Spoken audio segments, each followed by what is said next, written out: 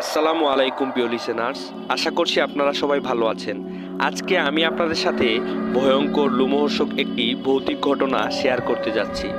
তো ঘটনাটি শুরু করার আগে একটি কথা বলতে চাই, আপনারা দয়া করে আমার এই চ্যানেলটিকে সাবস্ক্রাইব করবেন, যাতে পরবর্তীতে ঘটনা আপলোড করার সাথে সাথে আপনাদের কাছে নোটিফিকেশন চলে যায়। ধন্যবাদ।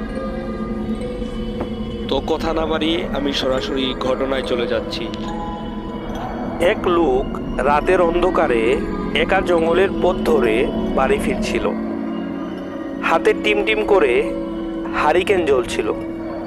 চলতে চলতে হঠাৎ সে লক্ষ্য করলো হারিকেনের আলো পড়ে রাস্তার পাশে কি যেন ঝিলিক দিয়ে উঠল। কৌতূহলী হয়ে লোকটা এগিয়ে গেল সেই দিকে।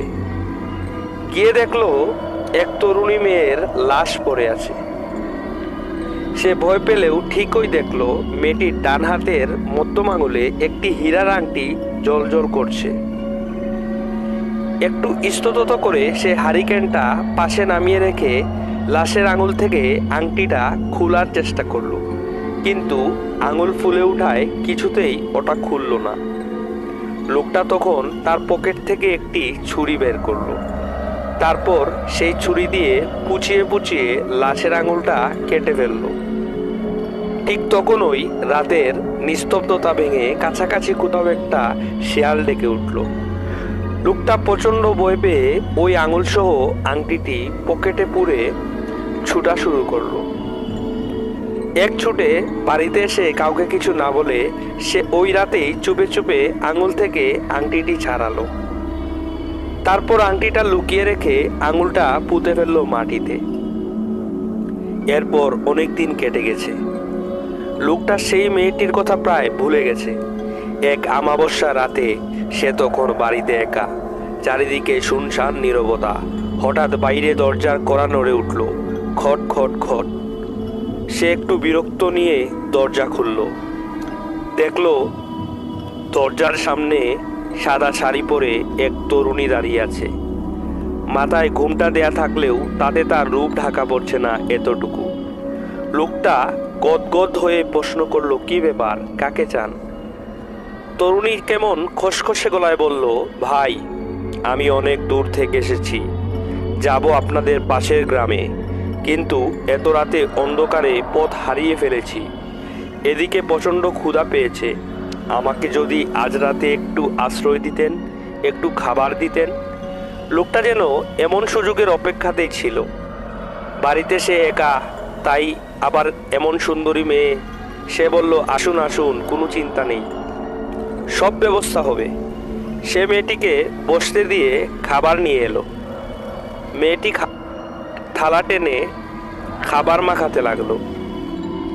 লোকটা তখন লুবাতুর চোখে মেয়েটির দিকে তাকিয়ে আছে। হঠাৎ সে চমকে উঠল। দেখলো মেয়েটির যে হাত দিয়ে খাবার মাখাচ্ছে সে হাতে 4টি আঙুল। মধ্যমা আঙুলটা যেখানে থাকার কথা সেখান থেকে রক্ত ঝরছে। লোকটির আত্মা কেঁপে উঠল। সে ভয় পাওয়া গলায় জানতে চাইল, আপনার হাতের আঙুলের কি হয়েছে? এই কথা বলার সাথে সাথে মেয়েটি তার ভয়ঙ্কর ঘুমটাটা খুলে ভয়ঙ্কর চেহারাটা দেখালো। তখনই ওই লোকটা বেহুশ হয়ে পড়ল। যখন সে তার হুঁশ ফিরে পেল তখন সে তার বিছানায় নিজেকে আবিষ্কার করল। তখন আশেপাশে ছিল তার স্ত্রী, তার সন্তান এবং একজন হুজুর। তখন সে বলল, আমি এখানে কেন, আমার কি হয়েছে? তখন হুজুর বলল যে, আপনাকে আমরা নদীর পাশে পেয়েছি। তারপর সে তার সাথে ঘটে যাওয়া প্রত্যেকটা ঘটনা খুলে বলল। তারপর সেই হুজুর লোকটিকে নির্দেশ দিল, আপনি এক কাজ করুন, ওই আঙুলটা আপনি যেখানে পুঁতে রেখেছিলেন সেখান থেকে তুলে ওই ডায়মন্ডের আংটিটা আপনি সেই আঙুলে পরিয়ে কবরস্থানে কোথাও সেটাকে কবর দিয়ে দিন। তাহলে আশা করছি আপনার সাথে আর কোনো সমস্যা হবে না। এই বলে সে ঘটনাটি শেষ করলো। তো প্রিয় লিসেনার্স, এই ছিল ঘটনা। জানি না ঘটনাটি আপনাদের কেমন লেগেছে।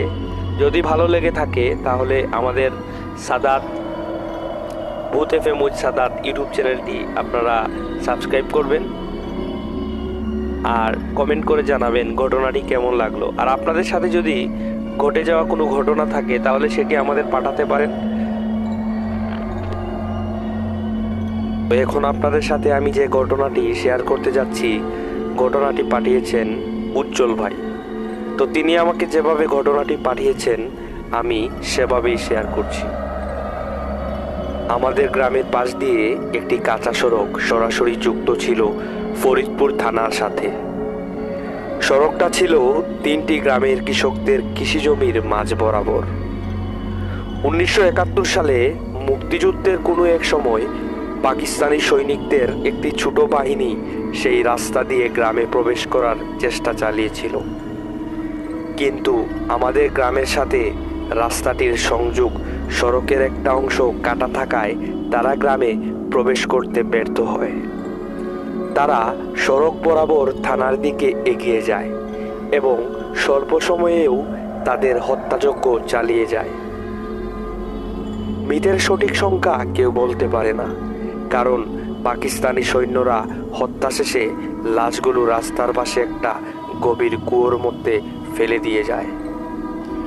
কুয়োটা ছিল একটা হিজল গাছের পাশে। সেই হিজল গাছের আশেপাশে 2-3 মাইল শুধুই কৃষি জমি, কোনো বাড়িঘর নেই। সেই কুয়োর কোনো নিশানা আজ পাওয়া না গেলেও হিজল গাছটা ঠিকই সাক্ষী হয়ে আছে সেই নৃশংস হত্যাযজ্ঞের। এই হিজল গাছ আর কুয়ো নিয়ে অনেক গল্প চালু রয়েছে গ্রামে। রাতের বেলা অনেকেই নাকি এই গাছের পাশ দিয়ে যাবার সময় পানি পানি বলে আর্তনাদ করতে শুনেছে। আজও নাকি হিজল গাছের পাশ দিয়ে আসার সময় মানুষ পথ হারিয়ে ফেলে। হিজল গাছ থেকে গ্রামের দূরত্ব আধা মাইলের মতো। ফরিদপুর থেকে রাতের বেলা বাড়ি ফেরার সময় অশরীরীর কণ্ঠ শুনেছে এমন অনেক মানুষের দেখা পাওয়া যায় গ্রামে। এমনকি রাতের বেলা গ্রামে ফিরতে গিয়ে আধা মাইল পথ সারা রাতেও পার হতে পারেনি এমন মানুষও কম নেই গ্রামে। বেতুয়ান গ্রামের পাশের গ্রাম রামনগর। রামনগর গ্রামের আক্কাস নামের এক লোক তার ছাগল হারিয়ে ফেলেছে। সারা দুপুর ছাগল খোঁজাখুঁজির পর বিকেলে সে জানতে পারল তার ছাগল বেতুয়ানের সীমান্তে ঢুকে একজন কৃষকের সবজির ক্ষেত নষ্ট করেছিল। তাই বেতুয়ানের চক প্রহরী গ্রামে জমি পাহারা দেওয়ার জন্য যিনি নিয়োজিত থাকেন তাকে বলা হয় চক প্রহরী। সেই চক প্রহরী তার ছাগল ধরে নিয়ে গেছে। ঘটনা শুনে রাগে ক্ষোভে কোনো কিছু না ভেবেই বেচারা রওনা দিল বেতুয়ানের দিকে তার ছাগল উদ্ধার করার জন্য। তখন মাগরিবের আজান হয়ে গেছে। রাগের মাথায় রওনা দিলেও এক সময় আক্কাস মিয়ার হঠাৎ করেই মনে পড়ে গেল সেই হিজল গাছের কথা। আরে সামনেই তো হিজল গাছ, ওই তো দেখা যাচ্ছে। সাথে সাথে তার সমস্ত শরীরে কাঁটা দিয়ে উঠল। আক্কাস মিয়া আর সামনের দিকে অগ্রসর হলো না, কারণ ছাগলের চাইতে জীবন অনেক বড়। ছাগল তো কালকেও আনা যাবে, কিন্তু জীবন ভয়ে তিনি বাড়ি ফিরে যাবার জন্য যেই পা বাড়াবেন ঠিক তখনই তার মনে হলো কেউ একজন তাকে ডাকছে। ভাই, কি বেতুয়ান যাবেন? লোকটি বলে উঠল। তখন আক্কাস মিয়া চমকে জোর গলায় বলল, কেডা আপনি? তখন লোকটি বলল, ভাই আমি মুক্তার, আমার বাড়ি বেতুয়ানের শেষ মাথায়, ওই ইজল গাছের থেকে মাইলখানিক ফাঁকে। আপনার বাড়ি কোনে? আর কোয়েন না ভাই, আমার বাড়ি রামনগর।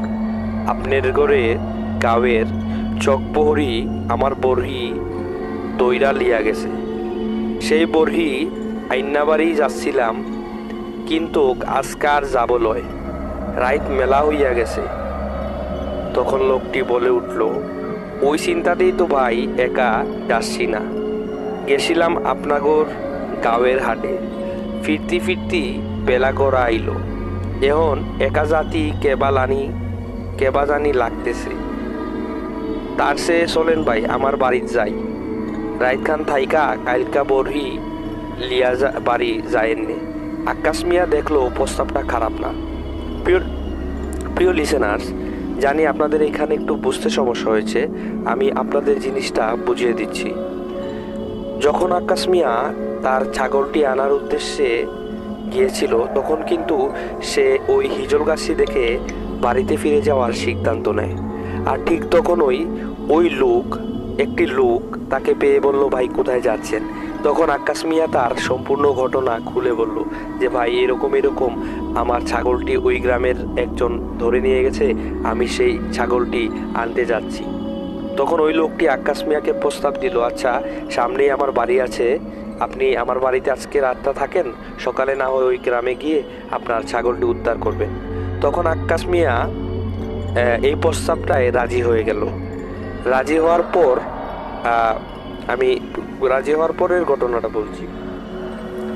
আক্কাস মিয়া দেখলো প্রস্তাবটা খারাপ না, তাছাড়া আকাশে মেঘও করেছে, এই অবস্থায় বাড়ি ফিরে যাওয়াও ঝামেলা। তাই সে আর কথা না বাড়িয়ে লোকটার সাথে রওনা দিল। দুজনে গল্প করতে করতে এক সময় হিজল গাছের প্রায় কাছে চলে আসলো। তখন হঠাৎ করেই মুক্তার নামের লোকটা কাদার মধ্যে পড়ে গেল। সাথে সাথে আক্কাস মুক্তারকে হাত ধরে তুলতে গিয়ে চমকে উঠল। এ কি, এই লোকটার হাত এত ঠান্ডা কেন? মানুষের শরীর কি এত ঠান্ডা হয়? মুক্তার আস্তে আস্তে করে উঠে দাঁড়িয়ে বলল, দূর ভাই, সারা গায়ে কাদা লাইগা গেল, চলেন ভাই সামনের কুয়োতে যাই, হাত মুখ ধুইয়া আসি। কথাটা বলেই মুক্তার আক্কাসের উত্তরের অপেক্ষা না করেই কুয়োর দিকে পা বাড়ালো। আক্কাসের শরীর ভয়ে শীতল হয়ে গেল। কুয়োটা অনেক দিন আগে থেকেই পরিত্যক্ত, সেখানে পানি আসবে কোথা থেকে? হঠাৎ আকাশে বিদ্যুৎ চমকে উঠল। বিদ্যুতের আলোতে আক্কাস স্পষ্ট দেখতে পেল মুক্তারের পা নাই। সারা শরীর কেমন জানি একটা ঝাঁকি দিয়ে উঠল আক্কাসের। তাহলে মুক্তার মানুষ না? তখন আক্কাস মিয়া চিৎকার করে বেহুশ হয়ে পড়ল। তারপর আক্কাস মিয়া যেখানে তার নিজেকে আবিষ্কার করলো, সে দেখতে পেল সে তার বাড়িতে। তখন সে তার আশেপাশের সবাইকে ঘটনাটি খুলে বলল। তারপর একজন হুজুর আনা হলো। হুজুর আক্কাস মিয়াকে বলল যে এত রাতে ওইখানে আর না যাওয়ার জন্য, এবং কিছু ঝাড়ফুঁক করে আক্কাস মিয়াকে একটি তাবিজ তার হাতে ও গলায় লটকিয়ে দিল। তো প্রিয় লিসেনার্স, এই ছিল ঘটনাটা যদি আপনাদের ভালো লেগে থাকে তাহলে আমাদের চ্যানেলটা সাবস্ক্রাইব করে পাশে থাকবেন। আজ আমি আপনাদের সাথে যে ঘটনাটি শেয়ার করতে যাচ্ছি, সেই ঘটনাটি এক লিসেনার্স আমাকে হোয়াটসঅ্যাপে পাঠিয়েছে। তো সে যেভাবে আমাকে পাঠিয়েছে, আমি সেভাবেই আপনাদের সাথে সেই ভৌতিক ঘটনাটি শেয়ার করতে যাচ্ছি। তো সে যেভাবে আমাকে লিখে পাঠিয়েছে, আমি আপনাদের কাছে সেভাবেই শেয়ার করছি। আসসালামু আলাইকুম সাদাত ভাই, আশা করছি ভালো আছেন। আমার বাড়ি ঝালকাঠি জেলার দিবাকরকাঠি গ্রামে। আমাদের গ্রাম দিয়ে অনেক ভৌতিক ঘটনা রয়েছে। আজ আপনাদের সাথে যে ঘটনাটা শেয়ার করব তা ঘটেছিল প্রায় 40 বছর আগে। আমাদের গ্রামে তখনও বিজলি বাতি গিয়ে পৌঁছায়নি। প্রথমেই বলে নেই, এই ঘটনাটি আমি আমার আব্বু এবং দাদির মুখে শুনেছি। ঘটনাটি ঘটেছিল আমার দাদির সাথে। আমার দাদা ছিলেন একজন উজা টাইপের লোক। তিনি জিন তাড়াতে পারতেন। তিনি যখনই জিন তাড়াতে বাড়ির বাইরে যেতেন, তখন বাড়ি শক্ত করে বন্ধ করে দিয়ে যেতেন। তন্ত্রমন্ত্র দিয়ে বাড়িটাকে বন্ধ করে যেতেন, যাতে কোনো ধরনের কোনো সমস্যা না হয়। এবং সেদিন বাড়ি থেকে বের হওয়া সকলের মানা থাকত। অর্থাৎ দাদা যেদিন বাইরে জিন তাড়ানোর জন্য, মানুষের বিভিন্ন সমস্যা সমাধান করার জন্য যেতেন, সেদিন বাড়িটা তিনি তন্ত্রমন্ত্র দিয়ে বন্ধ করে যেতেন এবং সবাইকে নিষেধ করতেন যেন কেউ বাড়ি থেকে না বের হয়। তো দাদা একদিন খুব তাড়াহুড়ার সহিত জিন তাড়াতে রওনা হলেন। সেদিন তিনি বাড়ি বন্ধ করতে ভুলে যান। তিনি যেই বাসায় জিন তাড়াতে গিয়েছিলেন, সেই বাসায় পৌঁছাতে পৌঁছাতে তার রাত 8টার মতো বেজে যায়। তিনি অনেক সাধনা করে একসময় জিনটাকে পরাজিত করেন। তো প্রিয় লিসেনার্স, আপনাদেরকে বলে নেই, তিনি লিখেছেন যে তার দাদা যেইখানে জিন তাড়ানোর জন্য গিয়েছিলেন সেইখানে একজন যুবতী মহিলাকে একটি জিনে ধরে এবং প্রত্যেকদিন সেই মহিলাটি রাতের অন্ধকারে একা একা বাইরে চলে যায়, অর্থাৎ তার সাথে মহিলাটির সাথে যে জিনটা ছিল সেই জিনটা মহিলাটিকে বাইরে যেতে বাধ্য করত এবং মহিলাটি বাইরে চলে যেত। সেই জিনটি ছিল অত্যন্ত শক্তিশালী এবং এই জিনটিকে তিনি দাদা অত্যন্ত সাধনা করে জিনটিকে পরাজিত করেন এবং জিনটা যাকে বর করেছিল তার দেহ থেকে জিনটাকে ছাড়িয়ে দেন। জিনটাকে ছাড়িয়ে দিতেই সেটা হুঙ্কার দিয়ে বলে, আমি গেলাম তোর বাড়িতে। তো দাদা উত্তর দিলেন, যা, তুই যা পারিস কর। কিন্তু সাথে সাথেই দাদার খেয়াল হলো যে তিনি আজ তাড়াহুড়ায় বাড়ি বন্ধ করতে ভুলে গেছেন। এরই মধ্যে জিনটা দাদার বাড়িতে এসে দাদার রূপ ও কণ্ঠ নিয়ে ঘরের বাইরে দাঁড়িয়ে দাদিকে ডাক দিলেন। বললেন, জমিনা, বদনাটা নিয়ে একটু আসো তো। দাদি ভাবলেন দাদা হয়তো টয়লেটে যাবেন, আর গ্রামের টয়লেটগুলো বাড়ি থেকে একটু দূরে হয়। দাদি পানি নিয়ে বের হয়ে খেয়াল করলেন যে দাদা টয়লেটের দিকে না গিয়ে বাগানের দিকে চলে যাচ্ছে এবং প্রত্যেক দিনের আচরণের সাথে আজকের আচরণটা কিরকম যেন অমিল লাগছে। তো দাদির সন্দেহ হলো। দাদির সাথে সাথে বুঝতে পারলেন যে এটা দাদা নয়, তাই তিনি দ্রুত ঘরের দিকে চলে আসতে লাগলেন। হঠাৎ একটা দমকা বাতাসে দাদির হাতের কুপিটা নিভে গেল। তিনি দৌড় দিলেন ঘরের দিকে, কিন্তু জিনটা একটানে দাদিকে উঠানের পাশ থেকে তুলে নিয়ে বাড়ির পাশের পুকুরে ফেলে দিল এবং চুবাতে শুরু করলো। তখন বাড়িতে আমার ফুফু এবং ফুফা ছিলেন। দাদি বিপদের মুহূর্তে মাত্র একবার বড় ফুফুর নাম ধরে ডাক দিতে পেরেছিলেন। তিনি আকলিমা বলে ডাক দেন এবং সৌভাগ্যবশত সেই ডাক আমার ফুফুর কানে পৌঁছায়। আমার ফুফু এবং ফুফা দৌড়ে এসে দেখেন দাদি পুকুরের মাঝে অজ্ঞান অবস্থায় ভাসছেন। এরপর তারা দাদিকে দ্রুত উদ্ধার করে ঘরে নিয়ে যান এবং সেবা চিকিৎসা করে দাদিকে সুস্থ করে তোলেন। ঘটনা এখানে শেষ হলে ভালো হতো, কিন্তু এরপর থেকে দাদি প্রায়ই কিছু ভয়ঙ্কর স্বপ্ন দেখতে লাগলেন। দাদা তাই আমাদের পুরো বাড়ি শিক দিয়ে দেন এবং তন্ত্রমন্ত্র দিয়ে বন্ধ করে দেন এবং সবাইকে বলে দেন সন্ধ্যার পর কারো বাড়ির বাইরে যাওয়া নিষেধ, যেন কেউ বাড়ির বাইরে না যান। এরপর দাদা জীবিত থাকাকালীন সময়ে আর কোনো ঘটনা ঘটেনি, কিন্তু দাদা মারা যাওয়ার পর থেকে প্রতিবেশীরা যখন কেউ রাত 2টা-3টার দিকে বাড়ির বাইরে বের হন তখন দেখতে পান সেই পুকুরের পাড়ে আমার দাদার প্রতিরূপী কেউ একজন বসে আছে। হয়তো ওইটাই সেই জিনটা যার প্রতিশোধ নেওয়া এখনো শেষ হয়নি। তো অনেকেই দেখতে পেত। দেখার পর একদিন ঘটে গেল একটি ভয়ানক ঘটনা। দাদার রূপ ধরে ওই জিনটা দাদির কাছে কিভাবে যে গেল কেউ সেটা বলতে পারে না। তখন দাদিরও অনেক বয়স হয়েছিল। তখন জিনটা দাদির কাছে গেল, গিয়ে দাদিকে ডাকতে লাগলো। ডাকার সাথে সাথে দাদি কোনো কিছু বুঝে উঠতে না পেরেই সাথে সাথে দরজা খুলে দিল এবং বাইরে বেরিয়ে আসলো এবং জিনটা দাদিকে আবার ধরে নিয়ে গেল এবং ওই পুকুরের মাঝে চুবিয়ে দাদিকে হত্যা করলো। তো পরদিন সকালে সবাই উঠে দেখে এই অবস্থা। তো প্রিয় লিসেনার্স, এই ছিল আমার ঘটনা। আর সাদাত ভাই, আমার ঘটনাটা যদি প্রচারযোগ্য হয় তাহলে আপনি আপনার লিসেনার্সদের সাথে শেয়ার করবেন এবং আমাকে অবশ্যই জানাবেন কখন আপনি এই ঘটনাটি আপলোড করবেন। তো এই বলে তিনি ঘটনাটি এখানে শেষ করে দেন। তো প্রিয় লিসেনার্স, আপনাদের যদি ঘটনাটি ভালো লেগে থাকে তাহলে অবশ্যই আমাদের চ্যানেলটিকে সাবস্ক্রাইব করবেন।